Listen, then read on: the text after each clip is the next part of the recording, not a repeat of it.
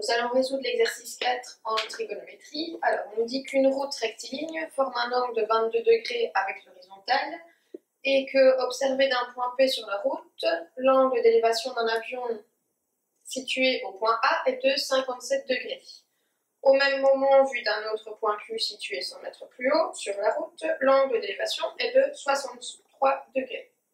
Alors, on a une figure qui représente la situation et on demande de calculer la distance qui sépare le point P de l'avion.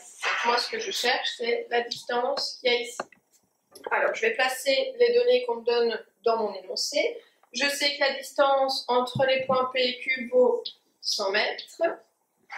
Et je connais les angles d'élévation. Alors, je sais que l'angle d'élévation au point A, c'est 57 degrés. Alors, l'angle d'élévation, c'est l'angle entre l'horizontale et mon avion. Mais comme je suis sur une route penchée à 22 degrés, je vais devoir déduire les 22 degrés. Donc, je vais faire 57 moins 22 pour avoir le petit angle ici.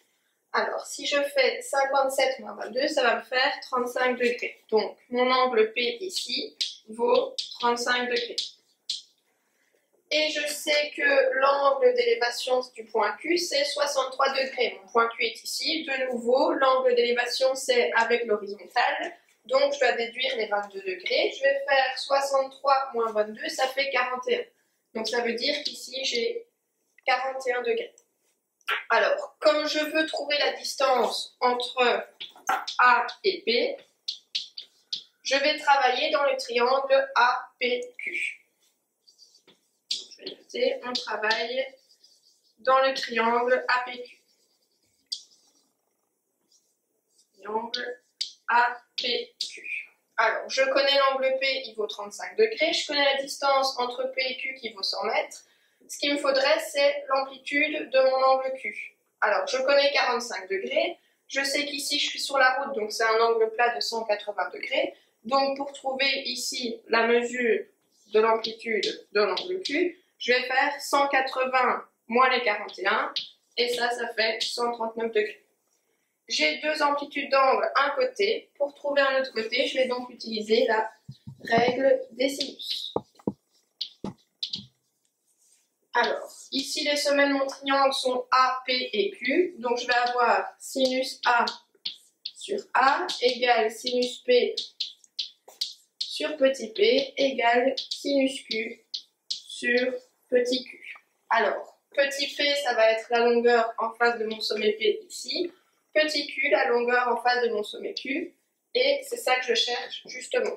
Alors, je remplace par ce que je connais. Je connais l'amplitude de tous mes angles, puisque si Q vaut 139 et que P vaut 35, je peux aussi trouver A, vu que la somme des amplitudes des angles dans un triangle fait 180. Donc, si je fais 180 moins 139 moins 35, ben, l'angle A fait 6 degrés.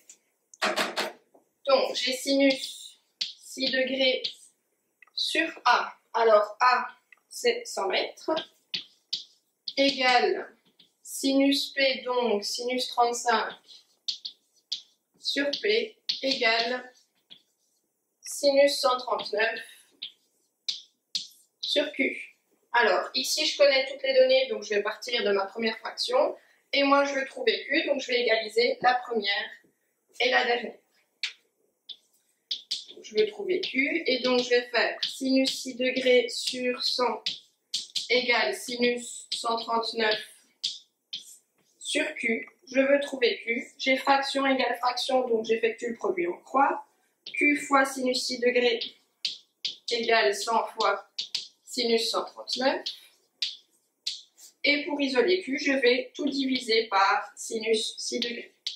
Donc j'ai 100 fois sinus de 139 degrés divisé par sinus de 6 degrés. Et je vais calculer tout ça avec ma calculatrice.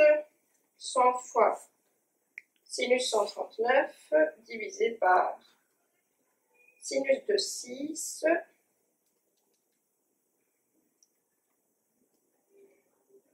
Ce qui donne 627,64.